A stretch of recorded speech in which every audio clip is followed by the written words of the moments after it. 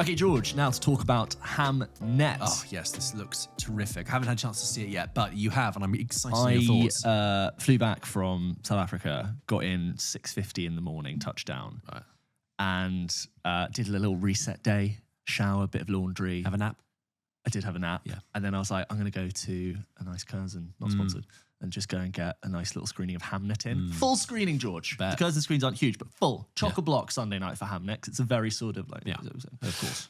Yeah, it's sort of... It's a red wine of the red Curzon wine, movie, Went to go see it. It's just won 2 Golden... We're recording this the day after the Golden Globes. It's won 2. Jessie Buckley won for Best Actress, and it has won Best Picture for Drama. Yes. Is it just Best Picture for the Golden? There's musical or comedy, and then there's drama. It's won Best Picture. Lots of awards. Golden Globes, by the way, it's a whole other topic, but they don't actually mean anything because they're just voted for by the Hollywood Foreign Press Association, which is a tiny little body and it has no sort of industry sway. It's not even as credible as the Academy. But anyway, that's a whole different thing. It's the start of the run. It's the just, glitz and glamour. it's basically like you might as well. I mean, the Oscars is still 2 months away. Yeah, anyway. Well, there you go. Directed by Chloe Zhao, who you'll know from films like Nomadland and then Eternals, and that was kind of her. That was when the MCU was really plucking these sort of like artistic indie directors from the A24 pool, elevating them into the studio, and it was kind of this case where Eternals didn't perform well critically, commercially, and it was sort of, I think, for her a bit of like she unfortunately became the poster child of some of these directors that had been like you had the Taika Waititis who had done very well with it, like even like Scott Derrickson's and co, who'd all now been elevated from the MCU. James Gunn, technically, if you want to go there. And I've almost felt like she'd had this sort of misstep with Eternals, which was a more slower, somber MCU movie, unfortunately to its detriment. I forget, by the way, that movie is 2 hours and 40 minutes long. Is it really? Yeah. Wow. Which is really kind of mad. The most notable thing is that a lot of it is shot outside. Yes.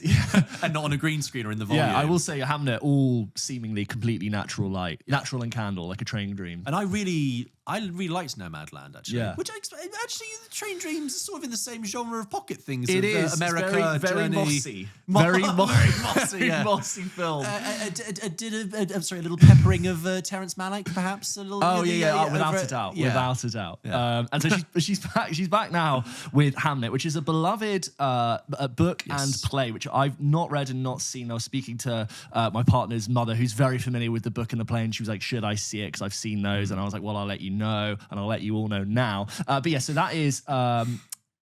Written by Maggie O'Farrell, and this was a screenplay co-written by Chloe Zhao and Maggie O'Farrell. So the creator of Hamnet, very closely tied to this film. And we're told in the opening that Hamnet and Hamlet are names that are at the time used interchangeably. So it's very convenient because they wanted to call this film Hamlet. People would be disappointed to not have Hamlet. So it's quite nice. They could be like, oh no, this is Hamnet.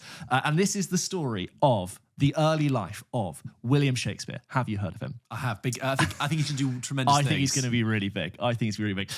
Meeting his... Kevin Feige wants to hire him for the next phase of the MCU. Too late, he's Paul McCartney now. Paul Mescal plays a young William Shakespeare, and Jessie Buckley plays his wife, Agnes. We see them living in the countryside in England. They are in neighbouring farm cottages.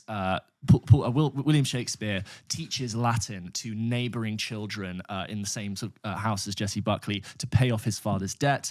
He meets Jessie Buckley, who is a very woodsy, earthy woman. She wears these red dresses, and the first shot we see of her is, I would describe it as like cradled by the root of a tree in the fetal position, and she is very much drawn to the woods. It is said her mother was a witch of the woods. She flies a hawk in the woods, and she's often drawn there and goes to have her first child not in the house but instead like in nature. And there's this real sense of a life and death exchange, a darkness, sort of caves looking into something else, and there's being this sort of light and dark of life and death. I'll get onto that later. They obviously court their relationship, become very close, she is pregnant outside of wedlock, much to the chagrin of their parents. And it's not a spoiler because this is very much in the trailer, but the family that they grow together endure a tragedy. And the sort of second half of this film are the repercussions of that, the strains on their relationship, the strains on their family. William Shakespeare, also George, by the way, I don't know if you know this, went on to become quite a successful playwright. Good for him. Is drawn to London, where he obviously knocking London. There is a lot of that. London, you go to London, knocking around the globe. He's drawn to make some of the great plays of all time, and that takes him away from his family. Meanwhile, the bubonic plague is rife in London, and he is drawn away from his family. And Jessie Buckley is alone with Emily Mortimer, who's doing brilliant work in this, and Joe Alwyn, who plays her brother, also doing great work. Again, from The Brutalist. I'm like, you're very good. He does turn up and stuff. He turns out he's doing good supporting work. Joe Alwyn, you keep it up. Lanthimos here, Brady Corbett there. Yeah. Like, he's doing really good work. And so there you go. So straight away into it. I didn't know anything about this film, and the aesthetic of it is gorgeous and minimalist. I said it's all shot seemingly, as far as I'm aware, on natural light. It's very earthy. There are moss, there's leaves, there's streams, there's nature, there's danger, there's power. Straight out the gate, George. The performances in this are absolutely top notch. Jessie Buckley in particular, she's just won the Golden Globe. I think it's probably between her and Renata Reinsve right now for Best Actress. She's absolutely top draw. Brilliant in this. Another actor, we would say, good in everything. We've seen her be really good in things like Women Talking and even in Men. And I think now she has gone, in my eyes, straight to the very top. She's absolutely world class. I basically got to what I would describe as the last 20-25 minutes of this film. And the film does a lot of warming you up to get you very emotional. I'll get onto that later. But I described the final sequence of this film to be genuinely electric and deeply sad. And I was completely drawn in and sucked in and lost in my own head. And in such a wonderful way, I completely relinquished myself over to the film. And there was not a single dry eye in my screening. And there's quite a small Curzon screening. And just like the last 5-10 minutes, it was just really sobs and sniffs. And this guy next to me who doesn't look like someone who would cry, who had a big man with a big beard. I looked over and he's had tears going down. And it's desperately sad. And the film really does do a good job to get you there. And there's this wonderful idea, about life and death being this very horrifying exchange in a lot of ways. And in order to sort of move on with death, sometimes you have to give it life, and sometimes with life comes death. Like this isn't a spoiler, this doesn't happen, but like the pain of childbirth in that era sometimes could be at the cost of death, right? There's a real genuine danger there, and there's sickness, and there's sort of people who come very close, and like how you deal with that can be a death of yourself, and all of that I think is really beautifully done. It's haunting in so many ways, where I was like, this is a ghost story in so many ways, and there's the Hamlet connection there of the ghost, which is really well done. But at any moment, it could have, for me, gone into horror. Like the spectre of death could have appeared and exchanged life for death. And like it didn't. That would be a terrible idea. But do you see what I mean? Like it felt really ghost-like. And I think all of that is brilliant. My gripe on the film, if I'm to be really honest, is that it is probably in the first half massively overacted. The film immediately, I think, is very excited, knows it's incredibly emotional, and I think too soon is over-egging itself. And I think a lot of times I was like, can you just buy me a glass of red and some dinner first, and I'll probably get that. And like in the second half of the film, especially the last minute, it was okay because the content was good enough that I was deeply sad for it. I kind of felt like with filmmaking, you need to come some way, and then you need to also let the audience meet you there. Whereas sometimes I feel like some of the choices that were maybe made by director, actor on the day was almost like you dialed me up so quickly, I could have done with a little bit more of a run-up. The dramatic ingredients are there that I was very much with you towards the end. I think it's personally overacted, and I think if you go and see it, and if you have seen it, I think you'll know the 2 or 3 moments in there that were overacted for me. And do you think you're noticing that because the way it's shot, the way it's filmed is very natural, it's very naturalistic in its style, that when they have these moments of melodrama or overacting, it seems particularly pointed? Yeah, sort of. Yeah, I just feel like they know what they've got coming later, and it's almost like they've jumped the gun, and maybe they don't know what part of the film they're in, and they're just giving it all too soon, which is a really tough criticism because the film is, I think it's just over 2 hours. There's plenty of runway to get there. I just could have maybe just taken its time to do that. The film does take its time, but when you sort of are told you should be sad, you should be sad, you should be sad, you should be sad, sometimes by the time when I am to be sad, I feel like I get it. You were telling me I should be sad.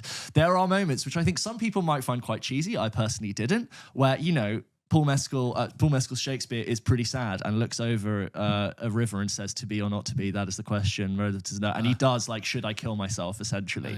That might be sort of the most musical biopic-y part of the William Shakespeare story, where it's like, Robbie Williams singing whatever down Regent Street. I didn't mind it because I'm like, well, this is what it is, right? He probably is going to say these types of things. That could be cheesy for you. I didn't mind that. Right, so By the way, can I just on that point? Yeah. That is Mark Kermode calls those moments in biopics chubby hum moments, right? This is such a niche sort of tangent, but basically, it refers to they made a musical. So they made a biopic about Karen Carpenter, right? You know, the singer who died of anorexia. And there's a moment in the Karen Carpenter story where she's reading a review, and it says something like, "The Carpenters did this, blah blah blah," as well as the slightly chubby singer, and she goes, "Chubby." And it's like this flag to the audience, like, oh, she's going to be anorexic. And I see. He refers to it whenever there's like a very loaded moment. It's a bit like even in The Social Network where he says, when the flatmate's like, oh, what, is that person your class single? And he's like, people don't just walk around with their relationships. And he like runs across the campus like it's a chubby hum moment. And that's what you have there with Paul Mescal. It's like it is fiction based on real life events. But I don't for one second believe that William Shakespeare just on considering whether or not he was so just sad. He stood at the foot of a bridge and said, "To me or not to me, that is a question whether just no." Like I'm okay suspending my disbelief of that, but you might, and he like gets his kids to do the Three Witches from Macbeth, and it's like I don't mind that; it's all part of it. Yeah. So I think the film totally succeeds and is a brilliant triumph. I think Jessie Buckley should, without a doubt, go on. I'd be really happy for her to win Oscar. It's beautifully shot, really emotional. Paul doing great work. I think if I'm to be like brutally honest, he's doing fantastic work that I love to see him do more of. He's maybe the person who's the victim of the overacting in the first half, only slightly. I mean, like I'm really nitpicking here, but I think in general the thing maybe in the first half just was a little bit too much. Right, so in the final sequence of this film, which is brilliant, there is so the music, which I only noticed is done at the credits, is done by Max Richter. Cool. Who does famously On the Nature of Daylight. On the Nature of Daylight. The final sequence of this film plays On the Nature of Daylight, which most famously is used in films like Shutter Island, Arrival, most recently on television with The Last of Us. Brilliant episode TV. It's a beautiful piece of music. And so I didn't know it was Max Richter's score film. I get to this final thing, which don't get me wrong, it still worked. And I was there and I was deeply emotional. And then On the Nature of Daylight plays. And I'll be honest, it just took me out because I was like, oh, you're doing that song. I personally think that song now, unfortunately, I mean, this is a compliment to Max Richter, has kind of become, I think On the Nature of Daylight has almost become the sad song of the internet. Yeah. And I think it's been used too frequently, too recently in films I know and love, where unfortunately the use of it has actually reminded me of other things I've watched recently which has that song. And it's almost like why you don't play Moonlight Sonata or Claire de Lune in your film unless you're sort of like making a really pointed decision to like it's iconic and it doesn't necessarily fit this very specific thing. So my question is, and it was the first thing I Googled when I got out of this because I saw it was like music by Max Richter and I was like, why is it used this? And it has been a very controversial music choice. And there's a lot of apparently like cast decisions made it. Originally there was a different song attached. And I'm like, surely if you've got Max Richter, wouldn't he have then chosen to do something different? And wouldn't the director have also been aware? Don't play your big hit, right? Play your big hit. I'm like, surely you should do something else. And so, unfortunately, although it does work and it's a heartbreaking piece of music, it did actually draw me out of the experience of being like, that's the end of Arrival. That's the scene with the wife in Shutter Island. That's episode 3 of The Last of Us, which I think is such a shame. And I can't just mean it as a compliment. I'm like, your music is so good. It's been used so many times. I totally know what you mean. It's just unfortunately taking me out of this brilliant moment, and I was still like in tears, and I thought it was brilliant and just beautiful. But I just have to flag this as like that's used too many times. That song now, as a compliment to Max Richter, I think should be rested for a generation, just to let it sort of come to define something new and to mean something new to a new generation of people. I don't think we can just shoehorn this into films now and go, that's the sad song, play the sad song. It just doesn't work. I agree with you. Obviously, I've not seen the film, but I would have the same reaction because it is a heartbreaking piece of music, as you say. Yeah. And cynically, it makes you feel like they go, what can we really do to press the bruise in this scene to really turn up to 11? Exactly. Insert the emotional song. And I feel like for 2 hours, they've been like, cry please, you're going to cry. We're going to get you to cry. We're going to get you to cry a little bit too soon. Oh my God, it's so sad. Oh my God, we're so miserable. Wasn't it so sad that this happened and that happened? Oh, let's play On the Nature of Daylight.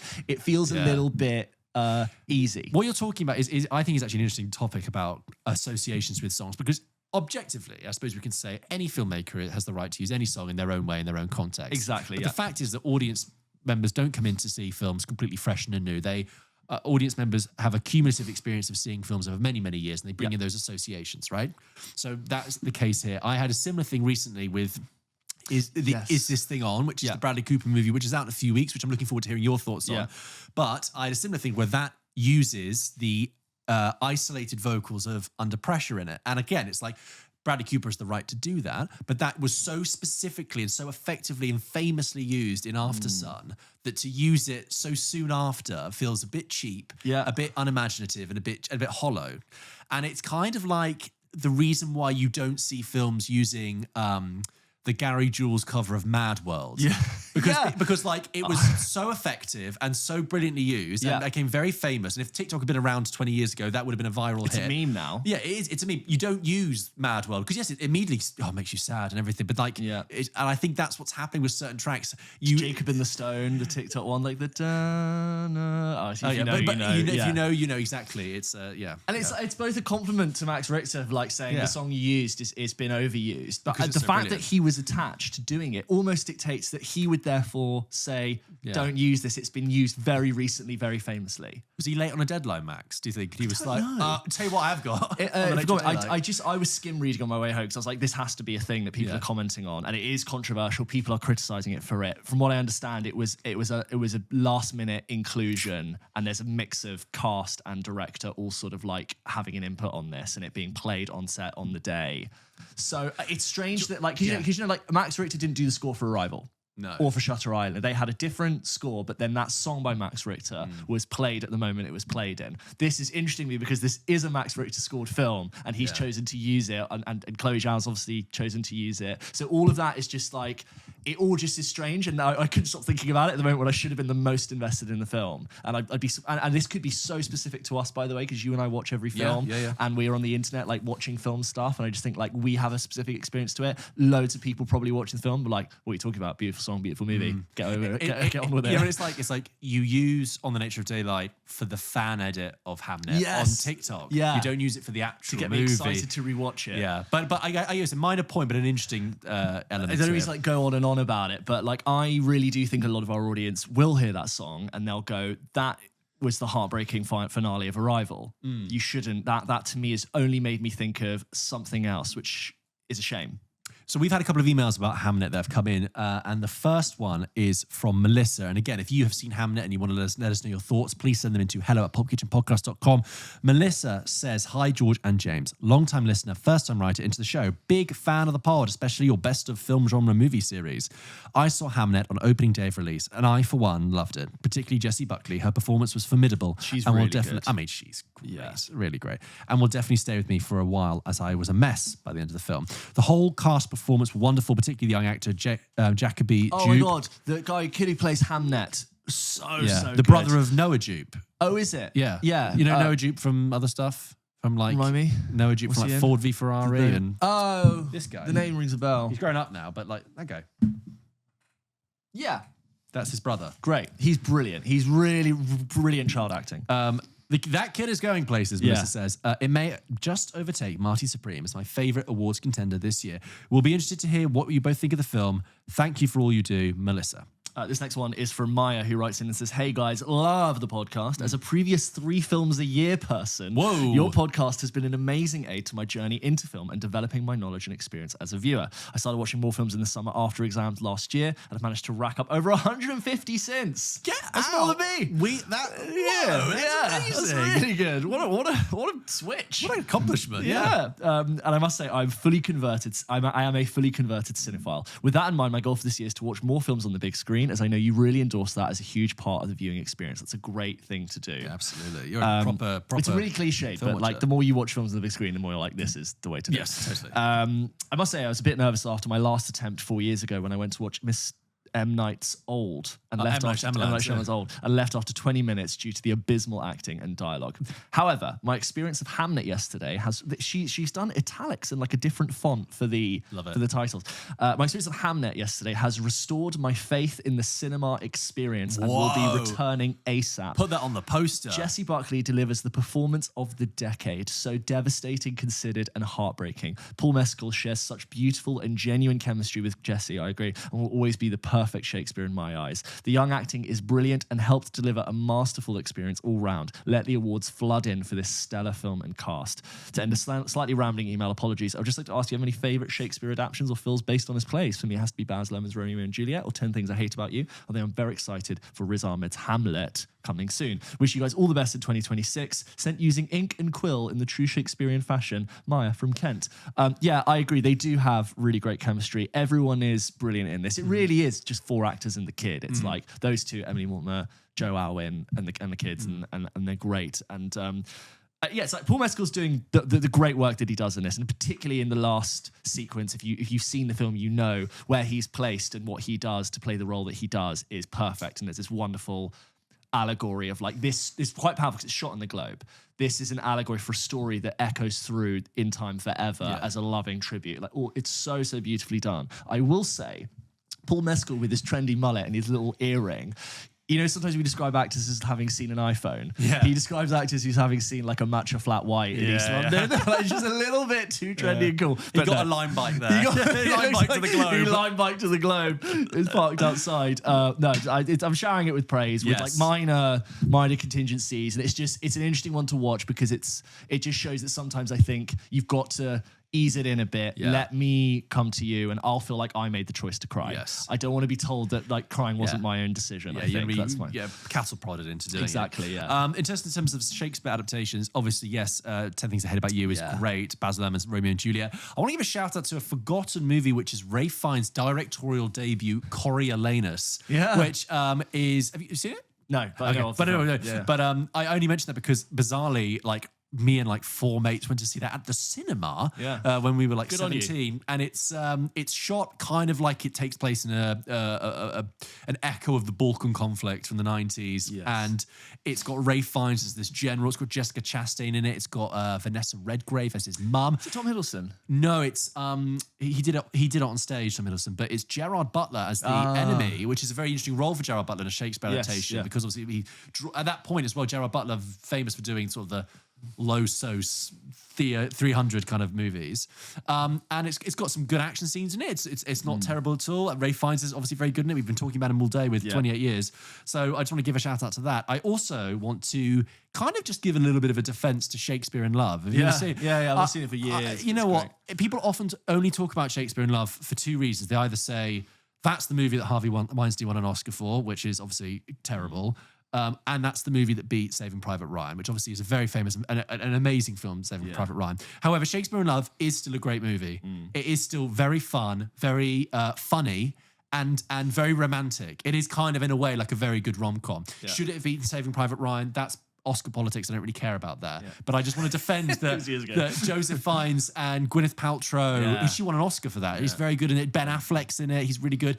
Judi Dench has like 8 minutes of screen time, got nominated. And I just like, it's a fun movie. It's one of my dad's favorite movies, actually. Nice. It's a really lovely film. I've not seen it. I think it's so charming. Yeah. So charming. I think in the spirit of also loving 10 Things I Hate About You, I'm going to give a shout out to She's the Man. Oh, yeah. Which is a technical 12th Night. You're ugly. Yeah. It's a really great performance from Amanda Bynes. It's so funny. I'm not sure if that film's okay now. I watched it 2 years ago. Is it good? Yeah, it's got Vinnie Jones as the sports team. Illyria and I don't know, another Valeria. They're like American schools and colleges. Yeah, it's just great. Channing Tatum's great in that. Really good, Channing Tatum. Just like Amanda Bynes, peak of her powers. So good. So good. Yeah.